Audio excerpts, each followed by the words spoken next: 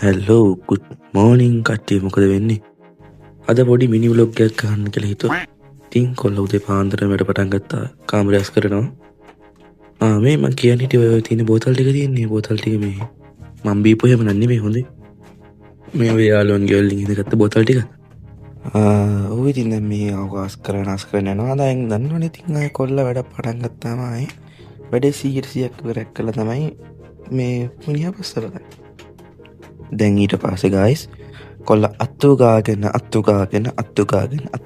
ගියා ඉතින් කාමරේ. දැන් කාමරේ අතු ගාන තුවාන ගිහිල්ලා එල්ල දැන් කාමරේස් කරලා ඉවරයි. කොහොමද කාමරේ? টොප් නේ. නයිස්. ඊට පස්සේ මං ගියා අපේ පූසල පොඩ්ඩක් කැමරාව අල්ලන්න. ඉවරයි නේ. එනම ගහලා කුලෝලම පල්ල. ඕකනේ හැවන්නලා තිබ්බේ. මරම කරදරයක් අපමණ. හරි දැන් ඊට පස්සේ යනවා මචං මං ගියා බයිසිකලේ පොඩ්ඩක් බලන්න. ඔය ඔතන වෙන්නේ මේ ගිම්බල් එකේ තියෙනවා මචං සෙන්සරයක්. ඒ සෙන්සරේ මේ එකපාරට පොඩ්ඩක් ට්‍රැක් කරනවා. ඒකයි පොඩ්ඩක් බැලුවේ මේ වෙන මොකුත් නෙමෙයි ඉතින්. ෂේප් එකේ පස්සට ගත්තා. බයික් එකේ පස්සට ගන්නකොට මේ මරු වැඩේ නෙමෙයි මචං. තා පොඩ්ඩෙන් බයික් එකේ මයි දෙන්නම දඩින් පිටින් ඩෝන් ගන්නවා. අම්මට සිරි වෙලා කොල්ලට සෝරි වෙන එන. එහෙනම් බයික් එකෙත් ඔන්නම ෂේප් එකේ ගත්තා පස්සට. මේ මොන මගුලක්ද මන්දන්නේ අප්පු මේ කලිසමත් හැමිලේම වැටෙනවා.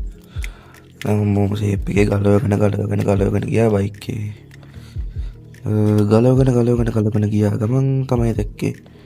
මොකවත් නැහැ. ඒක ඇතුලේ තුවම්මෝ රෙදි වෙනුම ඒ තරම් වයර් හොඳේ. ඊට පස්සේ වයර් ටික ගලවලා අයින් කරා. මේ ඔයාලට පේනව නේද මේ ඔය මං චේන් අතේ දාගෙන ඉන්න. ඔයාලා ඉතින් රත්තරන් කියලා නෑ පිස්සද?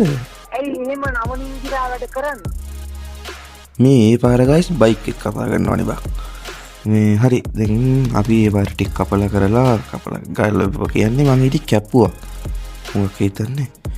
ඊට පස්සේ කපලා දැන් බයික් එක හයි කරගෙන ගියා. දැන් හයි කරලා ඊට පස්සේ පොර ඩයල් එක ස්ටාර්ට් වෙනවද දන්නේ නැහැ. බඩුත් ස්ටාර්ට් වෙනවා.